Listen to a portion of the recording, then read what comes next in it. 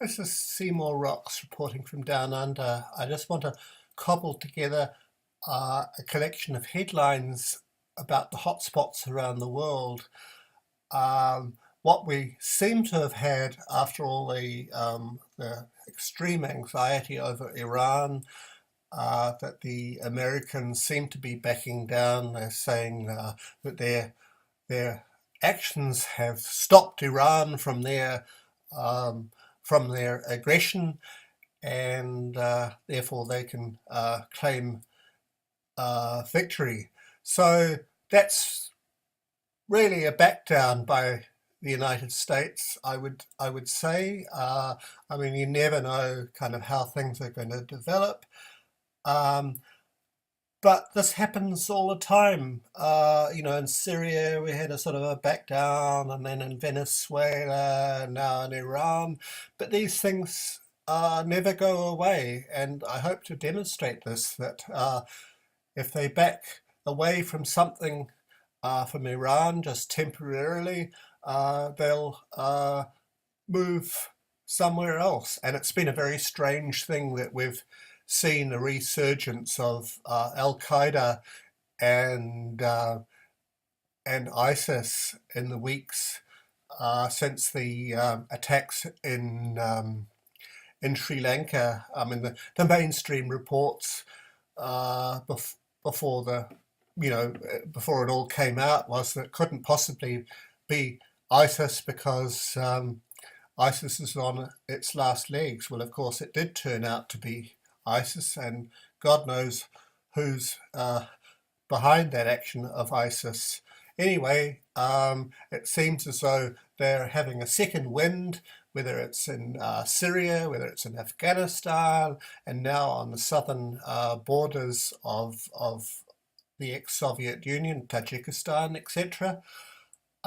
So and then we've got actions against Venezuela that are sort of, once again, because they can't win there, and everything blows hot and cold. It's blowing fairly hot again in America's kind of Cold War against China, and yeah, so it goes. The American regime can never admit defeat. They can never climb down. They just change the theatre, as it were, and claim victory where they've had an obvious defeat. So just listen to these headlines or watch these headlines, and it'll become clear exactly what I'm talking about. This is the story um, from yesterday that sort of started me off on my line of thinking. Pentagon declares victory in non-war. Iran forced to put attacks on hold. It's just like it's over. War averted, apparently, as the Pentagon announced Tuesday. US defense posturing and military buildup in the Persian Gulf has thwarted potential attacks on Americans. Defense Secretary Patrick Shanahan said Iran was forced to put on hold plans to harm American troops and their allies in the region. I think our steps were very prudent, and we've put on hold the potential for attacks on Americans, and that is extremely important. Shanahan told reporters at the Pentagon, though without giving specifics. He added that Iran was ultimately forced to recalculate its aggression. And Zero Hedge goes on to say, since John Bolton's May the 5th statements citing credible intelligence of a heightened Iran threat which supposedly put US troops in crosshairs has been next to nothing in terms of actual details. Instead, the past 2 weeks has witnessed incessant blustering out of Washington with daily threats that military action was looming against Iran, and blustering seems to be the word. So let's just follow that up with a brief RT report that's come through today.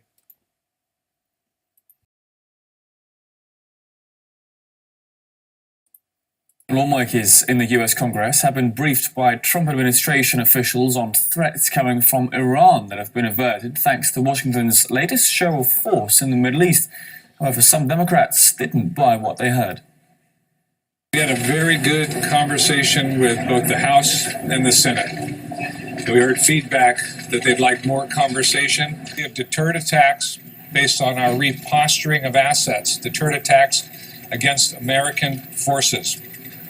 Our biggest focus at this point is to prevent Iranian miscalculation. This briefing was all about tactics, not about strategy. And that's been our worry from the beginning, that this is blind escalation with the hope that the Iranians will come to the table in the end, or the hope that the Iranian people will rise up and topple the regime.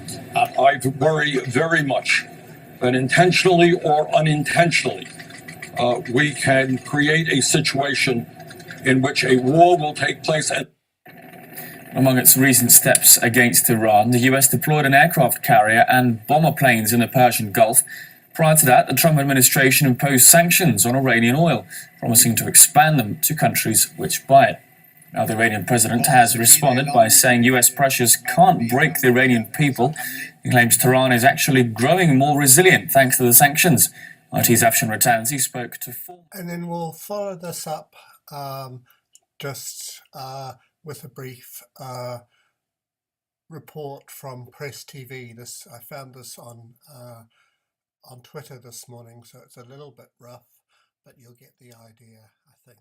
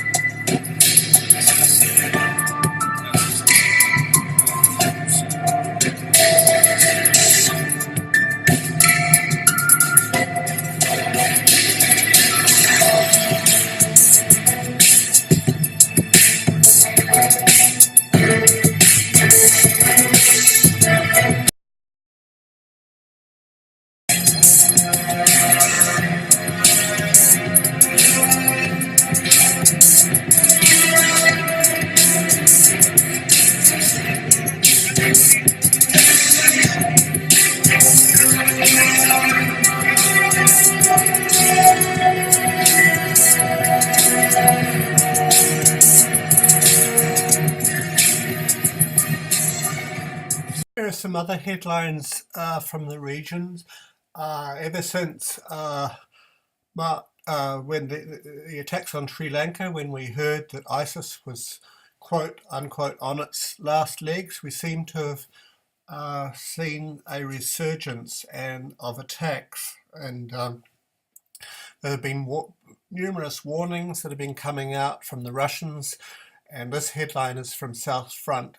ISIS 2.0, rise in Central Asia and Russia. This is very concerning. On March the 21st, a session of security chiefs of the Commonwealth of Independent States, CIS, member states was held in the Tajik capital of Dushanbe. Alexander Botnikov of the SFB addressed the growing terrorist threat and the concentration of militants near the southern border of the CIS. According to Botnikov, about 5,000 members of terrorist groups are concentrated near the CIS's southern border in northern Afghanistan. So this tells us a whole lot, knowing kind of where ISIS kind of originates from. So I'll just go through a few of the other headlines, if I can Find it, yes. And then jumping from there to Yemen, this is allegations from yesterday that a bomb-laden drone from the Yemen rebels, the Houthis, targets Saudi airport. So this is kind of from Western media. Yemen's Iranian allied Houthi rebels attacked a Saudi airport and military base with a bomb-laden drone Tuesday, an assault acknowledged by the kingdom as Middle East tensions remained high between Tehran and Washington. There were no immediate reports of injuries or damage. The attack on the Saudi city of Najran came after Iran announced it has quadrupled its uranium enrichment production capacity, although still at a level far lower than needed for atomic weapons, a year after the US withdrew from Iran's nuclear deal with world powers. So there they are. They're making the connection, which is probably a false one. And then in Syria, we're getting the kind of rise of all these groups, presumably at American behest. Missiles fired at Russian Khmeimim airbase in Syria amid massive militant offensive. So al-Nusra, that's Al-Qaeda terrorists, on Wednesday fired 17 missiles at Russian Khmeimim airbase in Syria, all of which were either intercepted or fell short. The attack came as the Syrian army faced a mass militant offensive in the Idlib province. And then this came out yesterday. US warns Syrian regime following allegations of chemical weapons use. So here we are again. The US State Department issued a warning to the government of Bashar al-Assad on Syria on Tuesday, saying the US is closely watching the regime's military operations against a rebel enclave in northwest Syria and is looking into allegations that Assad's troops have used chemical weapons in recent days. Unfortunately, we continue to see signs that the Assad regime may be renewing its use of chemical weapons, including an alleged chlorine attack in the northwest of Syria on the morning of May the 19th. State Department spokesman Morgan Ortagus said in a statement, "We're still gathering information on this incident, but we repeat our warning that if the Assad regime uses chemical weapons, the United States and our allies will respond quickly and appropriately," she added. Funny how this happens when things are not going well for the United States elsewhere. And then this is also, I think from today, jihadists make new push to capture second strategic town in northwest Hama. The jihadist rebels launched a new wave of attacks in northwest Hama on Wednesday, targeting the strategic town of Khalat al-Madik near the Algarve plain. And then we'll jump over to Venezuela now.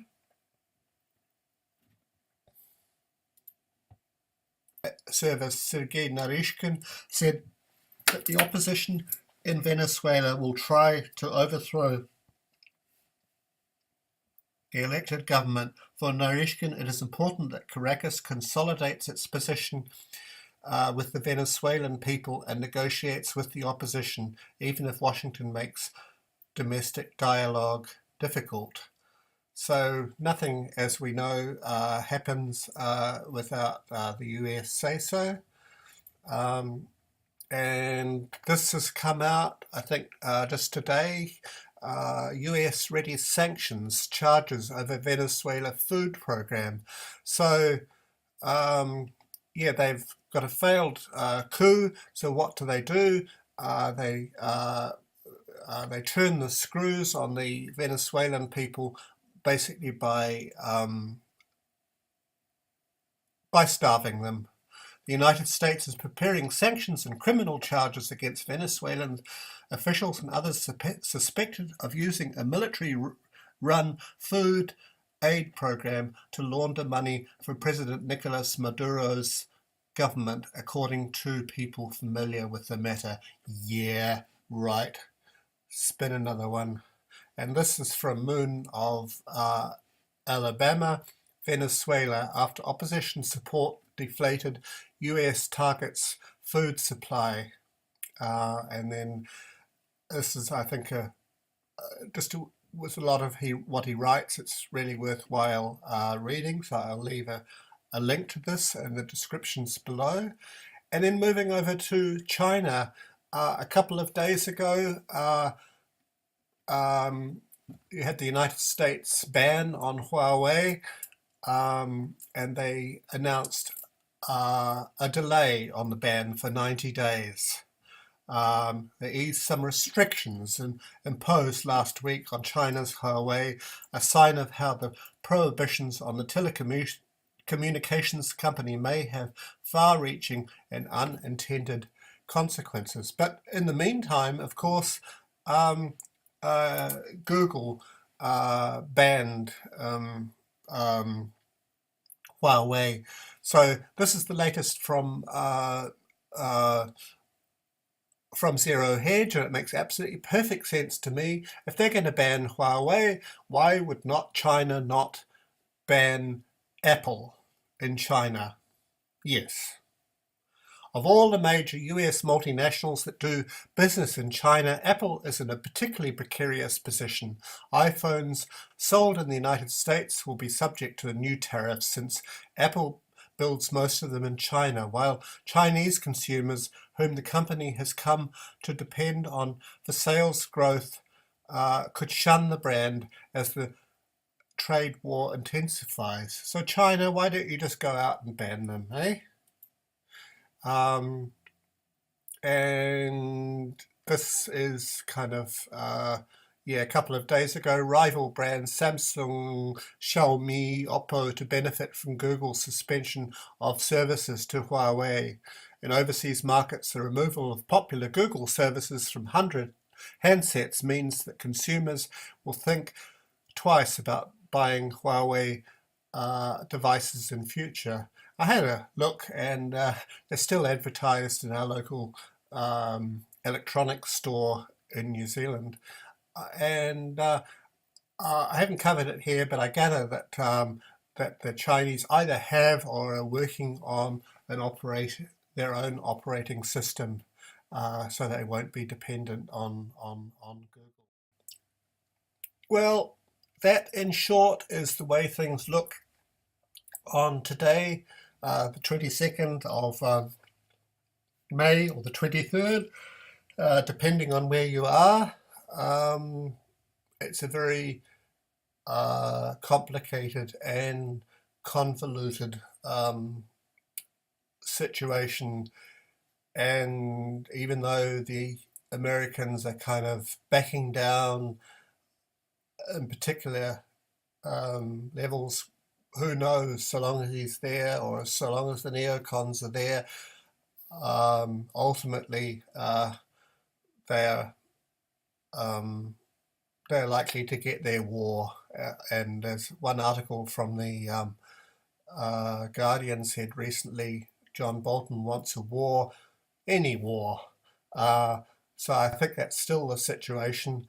The American empire is losing on all fronts, but of course they have the advantage of overwhelming firepower, and meanwhile they're losing their ability to bully the rest of the world. But it's going to be quite a rocky process. Anyway, that's enough from me. This is Seymour Rocks reporting from Down Under.